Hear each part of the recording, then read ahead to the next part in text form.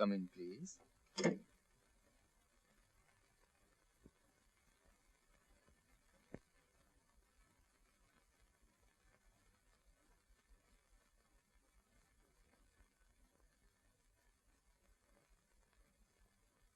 Good evening, sir.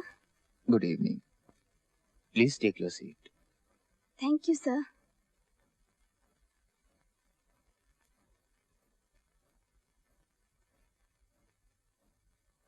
Type कर लेती हो? Yes, sir. 40 words per minute. बिना गलती के. गुड. शॉर्ट हैंड में भी लिख लेती हो? Yes, sir. और क्या क्या कर सकती हो?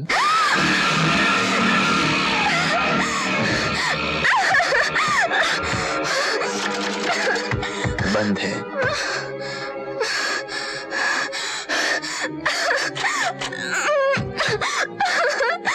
ये भी बंद है.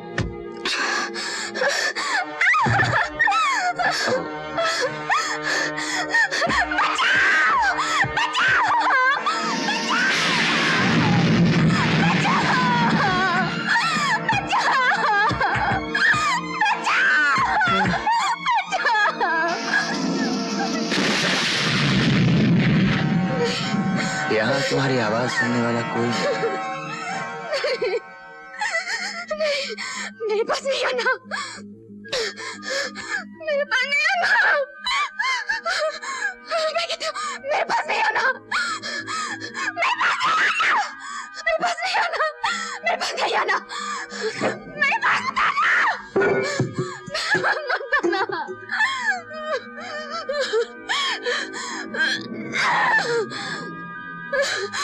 तुमने मेरी बहन को बर्बाद कर दिया.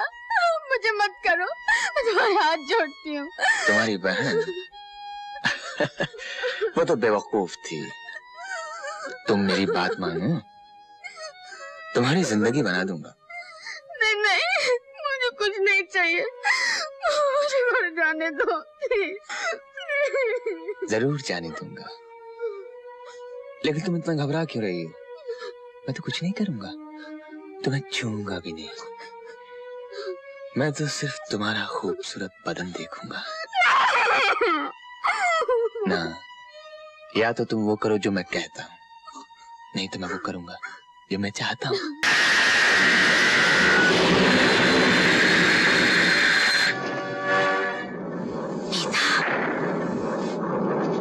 नीता, नीता,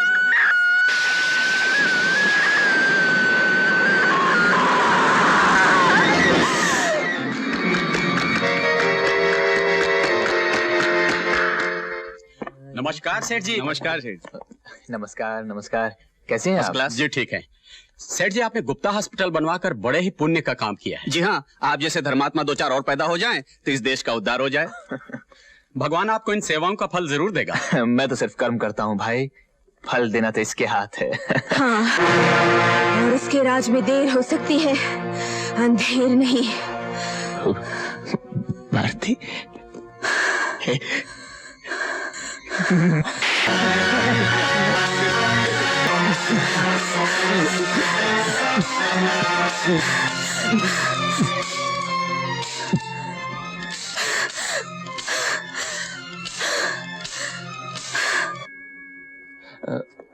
भयानक खूनी मौजूद है जिसने खुलेआम बड़ी बेरहमी के साथ मिस्टर रमेश गुप्ता का खून किया है और रंगे हाथों पकड़ी गई. पिस्तौल इसके हाथ में थी और लाश सामने पड़ी थी. चश्मदीद गवाहों का भी यही बयान है कि मिस्टर रमेश गुप्ता का खून इसी ने किया है. इसे अपने किए पर कोई पछतावा नहीं, ना अभी तक कोई सफाई पेश की है. इसलिए एक तरह से इकबाल जुर्म करती है. योर ऑनर, ऐसे खूनी देश के लिए खतरा है, इंसानियत के लिए खतरा है.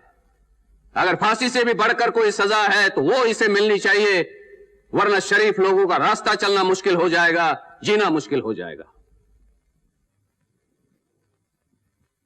क्या तुमने रमेश गुप्ता का खून किया है? जी. तो तुम अपने जुर्म का इकबाल करती हो? मैंने रमेश गुप्ता का खून जरूर किया है, लेकिन कोई जुर्म नहीं किया. खून किया है लेकिन जुर्म नहीं किया? अदालत समझी नहीं? जज साहब, उस कुर्सी पर बैठकर आपने भी सैकड़ों खून किए हैं, कई लोगों को फांसी दी है। इससे आप मुजरिम या खूनी तो नहीं हो जाते? क्योंकि मैं इंसाफ करता हूं। रमेश गुप्ता को सजाए मौत देकर मैंने भी इंसाफ किया है, जुर्म नहीं। अफसोस सिर्फ इस बात का है कि ये इंसाफ मैंने 2 साल पहले क्यों नहीं किया। 2 साल पहले? जो कुछ कहना है साफ साफ कहो। जज साहब, याद कीजिए वो दिन जब इसी अदालत में, इसी कटहरे में मेरी जगह एक औरत की इज्जत लूटने वाला रमेश गुप्ता खड़ा था, और वहां ठीक उसी जगह खड़े बैरिस्टर चंद्रा गुनहगार को बेगुनाह और बेगुनाह को बदचलन साबित कर रहे थे। और उस कुर्सी पर बैठकर आपने रमेश गुप्ता को बाइज्जत छोड़कर जुर्म को कम करने की बजाय उसकी जड़ें मजबूत की थी।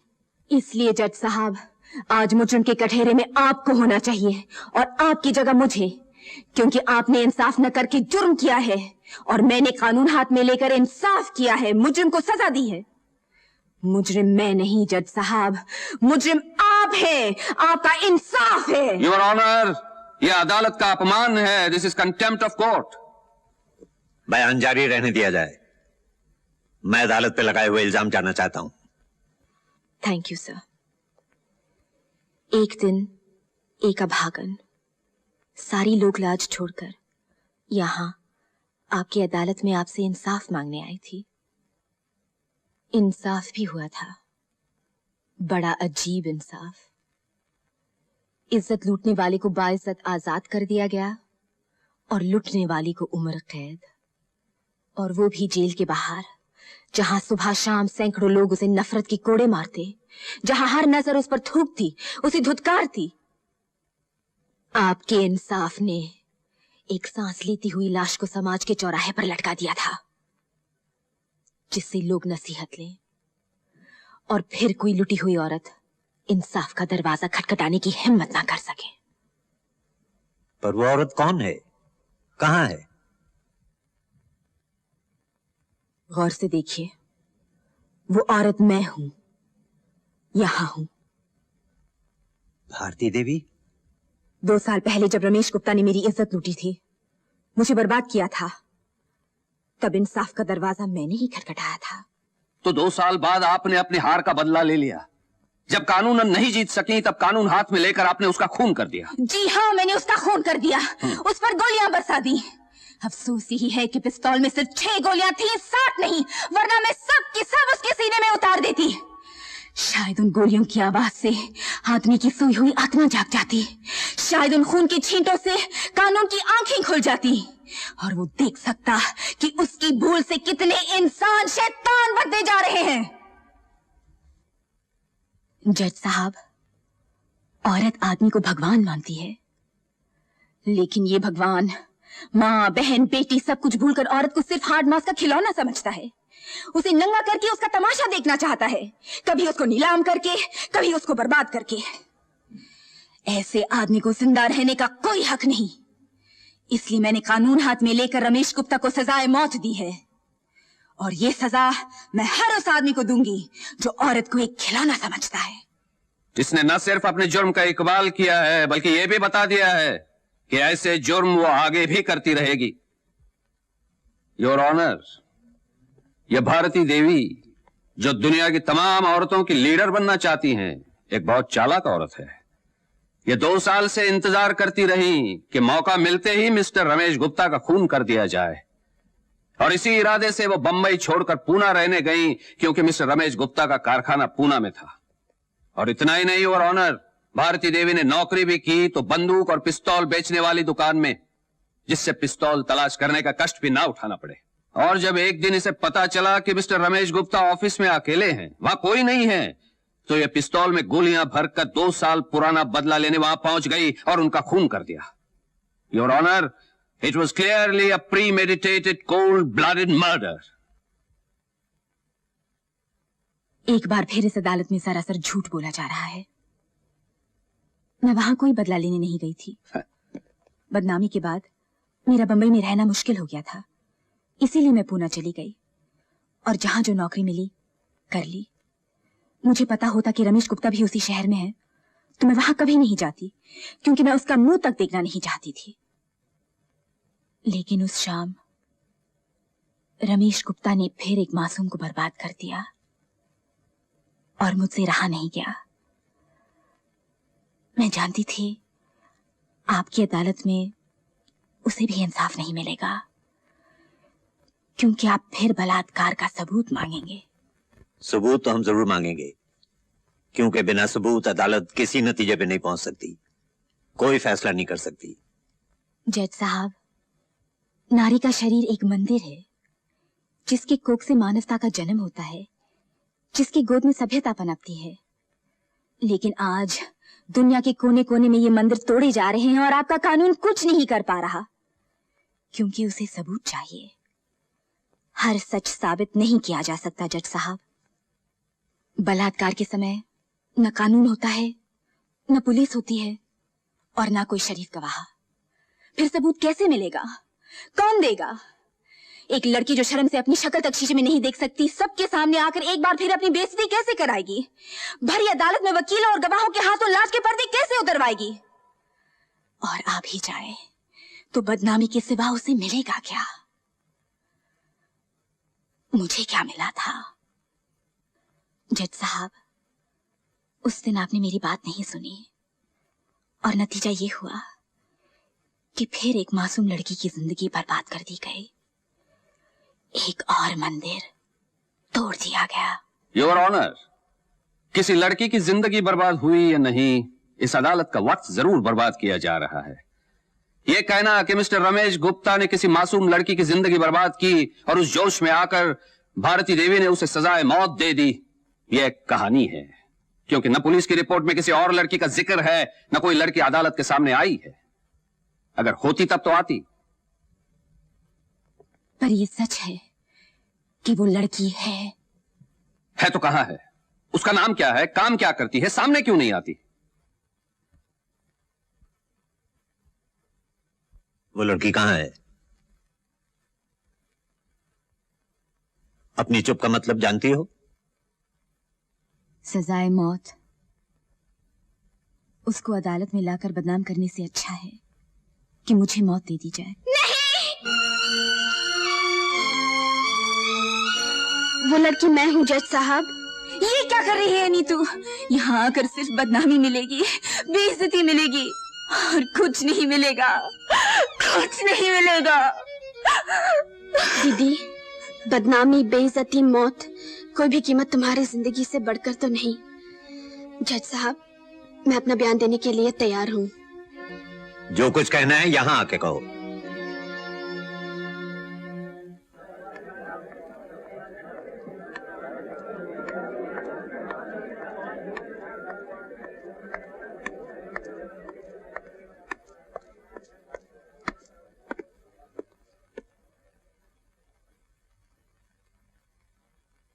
मैं जो कुछ भी कहूंगी सच कहूंगी और सच के सिवा कुछ नहीं कहूंगी।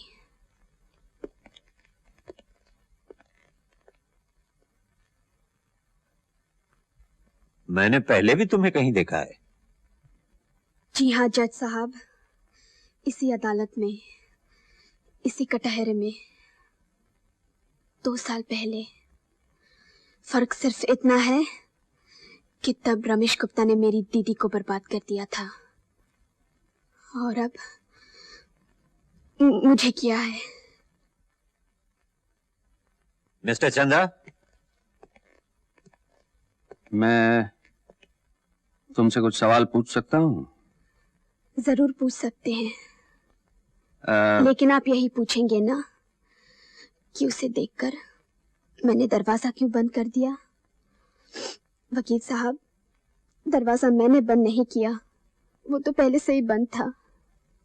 आप पूछेंगे मैंने मदद के लिए किसी को पुकारा क्यों नहीं, शोर क्यों नहीं मचाया? मैंने बहुत शोर मचाया, पर मेरी आवाज सुनने वाला कोई नहीं था। मदद के लिए भगवान को भी पुकारा, पर वो भी नहीं आया। वकील साहब, वो भी नहीं आया और मैं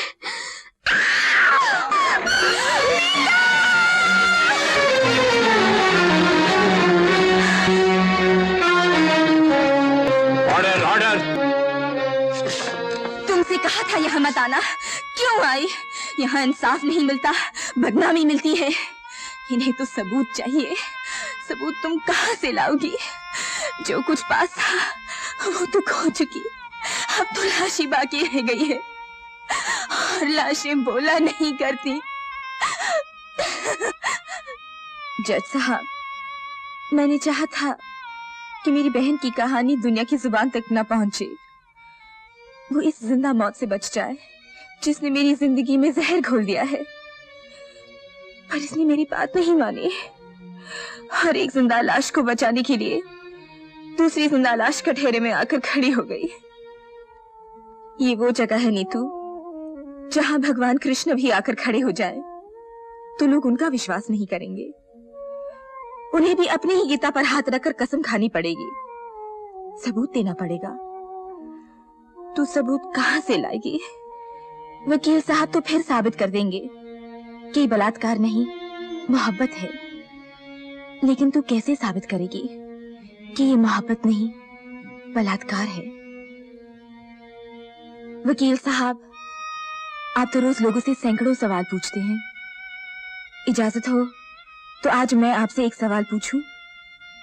पूछिए। हर समझदार वकील जानता है कि सच क्या है और गुनहगार कौन है।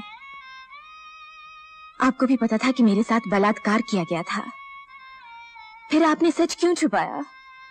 इंसाफ क्यों नहीं किया? इंसाफ करना मेरा काम नहीं है, वो जज साहब का काम है। मेरा काम, मेरा फर्ज सिर्फ अपने क्लाइंट की वकालत करना है, उसको बचाना है, और हर वकील का यही फर्ज होता है।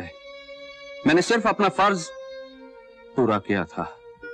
वकील साहब, अपना फर्ज पूरा करने के लिए आपको तो ढेर सारे रुपए मिले, नाम मिला, पर इस बेगुनाह को क्या मिला? समाज को क्या मिला? इंसानियत को क्या मिला? क्या इनके लिए आपका कोई फर्ज नहीं? आपने कभी सोचा है वकील साहब, कुछ रुपयों के लिए आप जिन शैतानों की रक्षा कर रहे हैं वो एक दिन आपके बच्चों को भी खा सकते हैं? कभी सोचा है कि इसकी जगह आपकी बेटी भी हो सकती थी? जो इसके साथ हुआ है उसके साथ भी हो सकता था। देखिए, इसकी तरफ देखिए, आपने रमेश गुप्ता को बचाकर जो फर्ज पूरा किया था उसका अंजाम देखिए। इसके होंठों से सारी मुस्कुराहट नोचकर इतनी सिसकियां भर दी गई हैं जो कभी कम नहीं होंगी। इतने ढेर सारे आंसू दे दिए गए हैं कि डूबने के लिए समुद्र ढूंढने की जरूरत नहीं पड़ेगी। इसके जिम्मेदार आप हैं वकील साहब, और आप भी जज साहब। उस दिन आपने एक मुजरिम को छोड़कर इंसाफ की कब्र पे बेइंसाफी का बीज बोया था। वो बीज पेड़ बन गया, एक और मंदिर आपके इंसाफ की भेंट हो गया।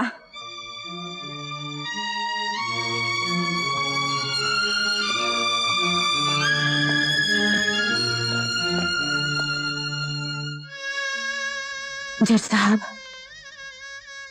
2 साल पहले इसी अदालत में मैं आपसे इंसाफ मांगने आई थी, सो तो नहीं मिला। आज मैं आपसे मौत मांगने आई हूँ, वो तो आप दे सकते हैं। मुझे मौत दे दीजिए जज साहब, मुझे मौत दे दीजिए, मुझे मौत दे दीजिए, मुझे मौत दे दीजिए।